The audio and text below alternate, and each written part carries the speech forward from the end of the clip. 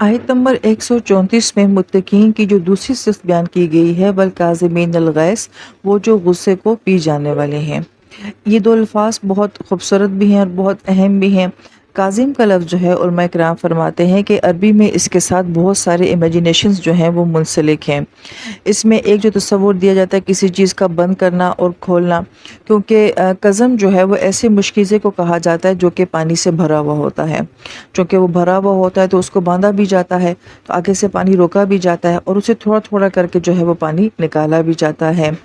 دوسرا اس کا جو معنی بیان کیا جاتا ہے وہ کسی چیز کا سیل کر دینا، کسی چیز کو بند کر دینا اوپر سے۔ جیسے جب کوئی چیز بہت بھر جاتی ہے تو اس کو اوپر سے بند کر دیا جاتا ہے کہ مزید اس میں سے کچھ نہ گرے۔ اس کی بہترین مثال جو ہمیں سمجھ آتی ہے، جیسے کہ ہماری یہ کوک کی بوتلیں ہوتی ہیں، تو ہم اس کو اس وقت تک نہیں کھولتے ہیں جب تک کہ اس کی گیس جو ہے وہ بیٹھ نہیں جاتی ہے۔ ہم تھوڑا سا اس کو شیک کرنے کے بعد تھوڑا ویٹ کر کے پھر اس کے بعد جو ہے وہ اس کا ڈھکن کھولتے ہیں۔ تو کسی چیز کو جو ہے وہ ایسے سیل کر دینا، بند کر دینا۔ تیسرا جو اس کا معنی بیان کیا جاتا ہے وہ کسی چیز کا نگل جانا، کھانے کو نگلنے کے لیے بھی جو ہے یہ لفظ استعمال کیا جاتا ہے۔ پانی کے گھونٹ کو آہستہ آہستہ حلق سے اتارنا، اس کو بھی جو ہے وہ قزم کہا جاتا ہے۔ لہٰذا اس لفظ کے اندر پہ یہ تصور بھی پایا جاتا ہے کہ ایسی چیز جو کہ آپ کے اندر ہو، جو باہر نظر نہ آئے، تو یہ بھی اس کے اندر ایک خوبصورت معنی جو ہے وہ پایا جاتا ہے۔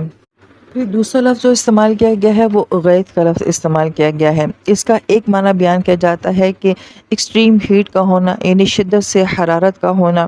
اور یہ لفظ قرآن پاک میں جہنم کے لیے استعمال ہوا ہے کہ جہنم جو ہے وہ قریب ہے کہ وہ اپنی غیظ کی وجہ سے پھٹ پڑے، تو وہاں پہ بھی جو غیظ کا لفظ استعمال کیا گیا، اور جہنم کے اندر جو ہے وہ ایکسٹریم ہیٹ جو ہے وہ پائی جاتی ہے۔ تو اس کا مطلب ہے کہ جب انسان غصے کی حالت میں ہوتا ہے تو اس کے اندر ایک طرح کی حرارت جو ہے وہ پیدا ہو جاتی ہے۔ پھر قرآن پاک میں غصے کے لیے 4 طرح کے الفاظ آئے ہیں: سخت، غیظ، غضب اور حرد۔ سخت کہا جاتا ہے کہ کسی کی مرضی کے خلاف کام کرنا،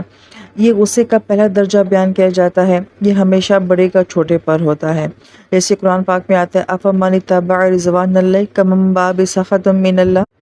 پھر قرآن پاک میں غصے کے لیے 4 طرح کے الفاظ استعمال ہوئے ہیں: سخطہ، غیظہ، غضبہ اور حردہ۔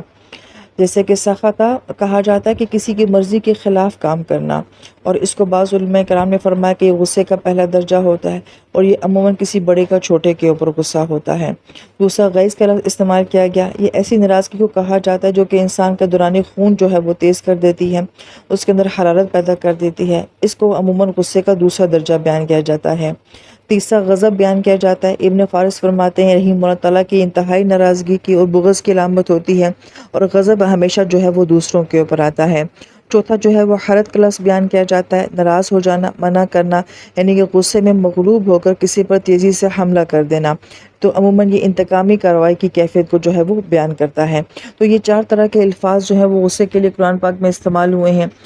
علماء کرام یہ فرماتے ہیں کہ غیظ کے ساتھ عموماً غضب کا لفظ بھی آتا ہے قرآن پاک میں، اور ان دونوں میں جو ہے وہ فرق بھی بیان کیا گیا ہے۔ تو غضب کے کچھ معنی بیان کیے جاتے ہیں، جیسے کہا جاتا ہے کہ اس لفظ کے ساتھ بھی بہت سارے تصور جو ہیں وہ منسلک ہیں۔ ایک بہت بڑی دیگ یا ہانڈی جب وہ ابل رہی ہوتی ہے تو بظاہر تو وہ بڑی پرسکون اور قرار کے ساتھ معلوم ہوتی ہے، مگر اندر سے اس کے اندر جو ہے وہ شدید حرارت ہوتی ہے، وہ ابل رہی ہوتی ہے۔ تو یہ تاثر بھی اس لفظ کے اندر ہے۔ دوسرا معنی بیان کیا جاتا ہے کہ جب گھوڑا کسی چیز کو کھاتا ہے اور چبا چبا کے کھاتا ہے تو اس چیز کو بھی غضب کے ساتھ بیان کیا جاتا ہے۔ تیسرا کہا جاتا ہے کہ چھوٹے چھوٹے دانے ہوتے ہیں، جراثیم ہوتے ہیں، یا خارش والا زخم ہوتا ہے، اس کو بھی غضب کے ساتھ بیان کیا جاتا ہے۔ تو گویا کہ اس کو کھرچا جاتا ہے تو اس کے اندر سے خون رستا ہے، تو ایک بدصورتی کی علامت جو ہے وہ اس کے اندر پائی جاتی ہے۔ ان معنوں کے علاوہ علماء کرام یہ فرماتے ہیں غیظ اور غضب میں ایک بہت بڑا فرق یہ ہوتا ہے کہ جب تک تو وہ غصہ آپ کے اندر رہتا ہے تب تک تو وہ غیظ ہو جاتا ہے، لیکن جب وہ غصہ نکل کے باہر آ جاتا ہے تو پھر وہ غضب بن جاتا ہے۔ تو ہم قرآن پاک میں دیکھتے ہیں کہ کہیں غیظ کی بات ہوتی ہے اور کہیں غضب کی بات ہوتی ہے۔ ہم دیکھتے ہیں کہ عموماً قرآن پاک میں بنی اسرائیل کے لیے لفظ استعمال کیا گیا ہے، جیسے سورہ فاتحہ میں بھی مغضوب علیہم کہا گیا ہے، تو وہاں پہ بھی غضب کی بات کی گئی ہے۔ بنی اسرائیل کے لیے بھی یہی بات کہی گئی تھی کہ وہ اللہ کے غضب کے ساتھ جو ہے وہ لوٹے ہیں۔ مشہور حدیث مبارکہ جس میں آپ علیہ السلام ایک صحابی کو فرماتے ہیں کہ لا تغضب لا تغضب لا تغضب، کہ غصے کو باہر مت نکالو۔ تو گویا کہ یہ کیفیت یہ ہے کہ اللہ تعالیٰ نے بنی اسرائیل کے اوپر اپنے غصے کا اظہار فرمایا تھا، اس لیے وہاں پہ غضب کا لفظ استعمال کیا گیا ہے۔ پھر ان الفاظ کے معنوں کو جاننے کے بعد اللہ تعالیٰ نے جس انداز میں ان الفاظ کو بیان فرمایا ہے وہ بہت ہی خوبصورت اور اعلیٰ ہے، اور ہمیں جب یہ بات سمجھ آ جائے گی تو پھر ہماری زندگی کا ایک جو بہت بڑا مسئلہ ہے کہ میں اپنے غصے کے اوپر قابو کیسے پاؤں، اس کے بارے میں ہمیں بہت رہنمائی جو ہے وہ ان آیات سے مل جاتی ہے۔ گرامر کے لحاظ سے پہلی بات اگر دیکھی جائے تو یہاں پہ کاظمین کو جو ہے وہ فعل میں نہیں بیان کیا گیا بلکہ اس میں فاعل کی صورت میں بیان کیا گیا ہے، اور فعل میں ہم اب جان چکے ہیں کہ اس میں ہمیشگی نہیں ہوتی، کبھی فعل ہوتا ہے کبھی فعل نہیں ہوتا ہے، لیکن اس میں فاعل کے اندر کیا تاثر ہوتا ہے کہ یہ ایک ایکٹیو ورب ہوتا ہے، یعنی کہ ایسا کام جو آن دی اسپاٹ ہو رہا ہو، جس وقت آپ کو اس کی ضرورت ہو اس وقت وہ کام کیا جانا جو ہوتا ہے اس کو اس میں فاعل کہا جاتا ہے۔ جیسے کہ میں اب پڑھانے والی ہوں، میں کھانا کھانے والی ہوں، میں اب جانے والی ہوں، یعنی کہ وہ کام اب جو ہے آن دی اسپاٹ ہونے والا ہے، تو اس کو جو ہے وہ اس میں فاعل کہا جاتا ہے۔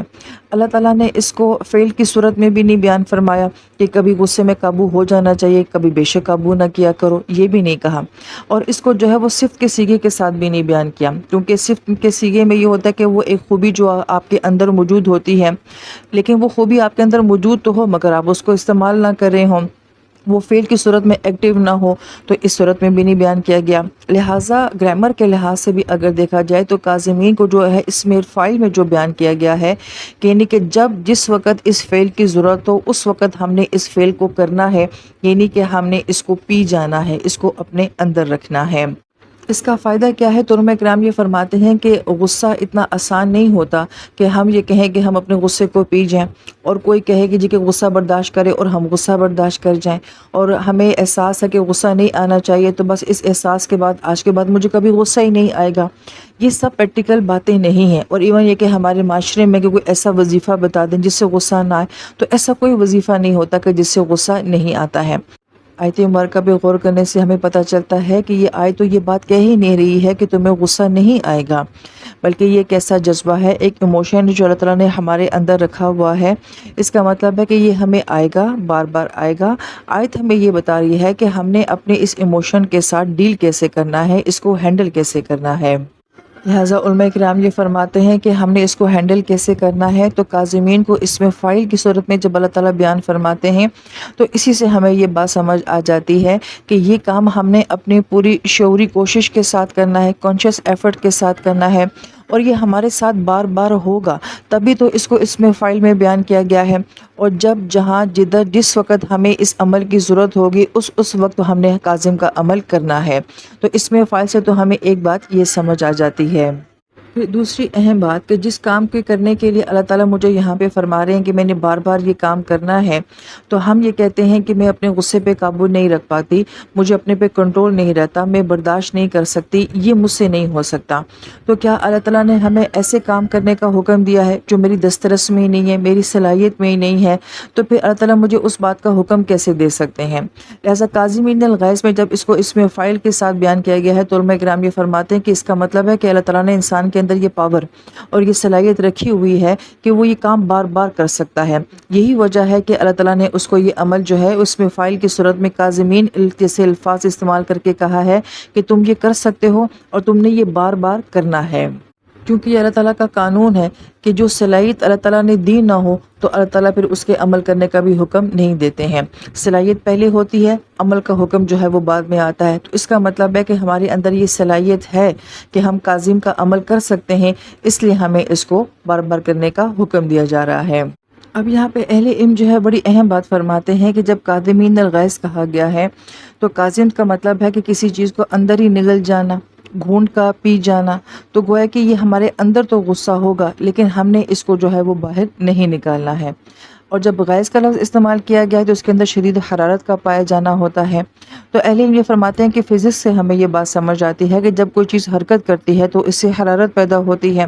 اور حرارت کے پیچھے جو اصل چیز ہے وہ کیا ہے، یعنی کہ وہ حرکت ہے۔ اسی طریقے سے یہ جو ہمارے اندر غصے کی صورت میں حرارت پیدا ہوتی ہے، یہ پھر ہمیں کسی نہ کسی حرکت کے اوپر مجبور کرتی ہے، اور جب ہم اس کو نہیں کنٹرول کر پاتے ہیں تو پھر یا تو ہمارا ہاتھ حرکت کرے گا، ہماری زبان حرکت کرے گی، ہمارا جسم جو ہے وہ حرکت کرے گا۔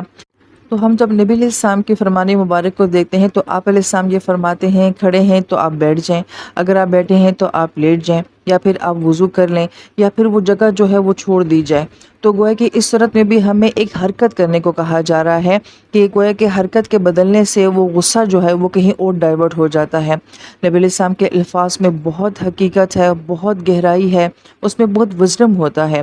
جیسے کہ آج کی سائنس بھی یہ بات کہتی ہے کہ جب آپ کو غصہ آتا ہے تو اگر آپ شروع کے 5 سے 10 منٹ یا 12 منٹ کا ٹارگٹ دیا جاتا ہے کہ اگر اس وقت میں انسان جو ہے وہ اپنے آپ کو کنٹرول کر لے یا اپنے آپ کو کسی اور طرف ڈائیورٹ کر لے تو تھوڑی دیر کے بعد وہ ساری کیفیت جو ہے وہ انسان سے ختم ہو جاتی ہے۔ لیکن اگر انسان اس وقت میں اپنے آپ کو کنٹرول نہ کرے تو پھر اس قسم کی حرکتیں کرتا ہے کہ بعد میں اس کو خود دکھ ہوتا ہے کہ یہ میں نے کیا کر دیا، یہ میں نے کیا کہہ دیا۔ تو ہم یہ دیکھتے ہیں ہم جب غصے میں ہوتے ہیں تو بالکل ہمارے مختلف جذبات ہوتے ہیں، تھوڑی دیر کے بعد ہمارے بالکل مختلف کیفیت اور جذبات ہوتے ہیں۔ تو گویا کہ نبی علیہ السلام کا یہ فرمانا کہ اس وقت میں اپنے آپ کو کسی اور عمل میں مشغول کر دیں تو یہ غصے کو ٹیکل کرنے کا ایک بڑا خوبصورت طریقہ جو ہے وہ بتایا گیا ہے۔ اور پھر اگر یہ بھی کہا جائے کہ غصے کے اندر جو ہے وہ حرارت ہوتی ہے اور پانی جو ہے وہ حرارت کو ختم کر دیتا ہے، تو آج بھی ہم یہ دیکھتے ہیں کہ ڈاکٹر ہمیں کہتے ہیں جب آپ کو ایسا محسوس ہو رہا ہو جس سے آپ کا بی پی ہائی ہو رہا ہے تو اگر آپ وضو کرتے ہیں تو اس سے آپ تھوڑے سے نارمل ہو جاتے ہیں۔ تو گویا کہ آگ کو بجھانے کے لیے پانی کا استعمال کہا گیا، تو یہ بھی ایک مثبت عمل ہے۔ اور ظاہری بات ہے اگر انسان بسم اللہ پڑھ کے دعائیں کر کے تھوڑا سا وضو کرے گا تو اس کا ذہن اس بات سے ہٹ جائے گا، وہ فوری طور پہ کوئی ایکشن جو ہے وہ نہیں کر سکے گا۔ تو یہ بھی ایک طرح کی بڑی خوبصورت ٹیکنیک ہے جو یہاں پہ بیان کی جاتی ہے۔ یہاں پر اہل علم ایک بڑا پیارا نقطہ یہ بھی بیان کرتے ہیں کہ غیظ کہا جا رہا ہے کہ وہ آپ کے اندر ہوتا ہے اور ہمیں حکم دیا جا رہا ہے کہ ہم نے اس کو کاظم کرنا ہے، اس کو اپنے اندر ہی جو ہے وہ دبانا ہے۔ تو انسان کے اندر ہی ایمان بھی ہوتا ہے، شکر بھی ہوتے ہیں، احساس بھی ہوتے ہیں اور جذبات بھی ہوتے ہیں۔ اور حرارت کے بارے میں ہم جانتے ہیں کہ یہ ہر چیز کو جلا کے راکھ کر دیتی ہے، یہاں تک کہ ایکسٹریم ہیٹ پہ بہت سارے جراثیم بھی ایسے ہوتے ہیں کہ جو کہ ختم ہو جاتے ہیں۔ تو گویا کہ حرارت کی تاثیر یہ ہے کہ وہ کسی چیز کو ختم کر دیتی ہے، جلا کے راکھ کر دیتی ہے۔ تو بڑی پیاری بات علماء کرام فرماتے ہیں کہ جب ہمارے اندر یہ حرارت ہوگی تو ہمارا ایمان، ہمارا شکر، ہمارا احساس، ہمارے جذبات جو ہیں یہ حرارت اسے جلا کے راکھ کر دیتی ہے۔ اس لیے ان دونوں چیزوں کا ایک جگہ پہ ہونا جو ہے یہ بہت نقصان دہ ہے۔ پھر یہاں پہ ایک سوال بھی پیدا ہوتا ہے جب یہ کہا جا رہا ہے کہ غیظ میرے اندر ہے اور اللہ تعالیٰ نے یہ جذبہ ہمارے اندر رکھا ہوا ہے، پھر ہم یہ بھی کہتے ہیں کہ اس کا کہیں پہ ہونا جو ہے یہ بہت نقصان بھی کرتا ہے ہمارے ایمان کو، ہمارے شکر کو۔ جہاں یہ ڈسٹرب کرے گا وہیں پہ ہمارے معاشرے میں یہ بات بھی کہی جاتی ہے کہ وہ لوگ جو کہ غصہ پی جاتے ہیں اپنے اندر رکھتے ہیں پھر وہ اپنے آپ کو بیمار کر لیتے ہیں، بلڈ پریشر کے مریض بن جاتے ہیں، شوگر کے مریض بن جاتے ہیں۔ تو اس سے بہتر ہے کہ اس کو باہر کیوں نہ نکال دیا جائے۔ تو یہ ایک سوال ہے کہ اگر یہ ایک جذبہ ہے اور میرے اندر ہی ہے اور اگر یہ اندر رکھ کے مجھے نقصان بھی دیتا ہے تو پھر میں کیا کروں؟ اور جب کہ اللہ تعالیٰ مجھے یہ حکم بھی دے رہے ہیں کہ تم نے کاظم کرنا ہے، تم نے اس کو باہر بھی نہیں نکالنا ہے، تو یہ ایک بہت بڑا سوال ہے۔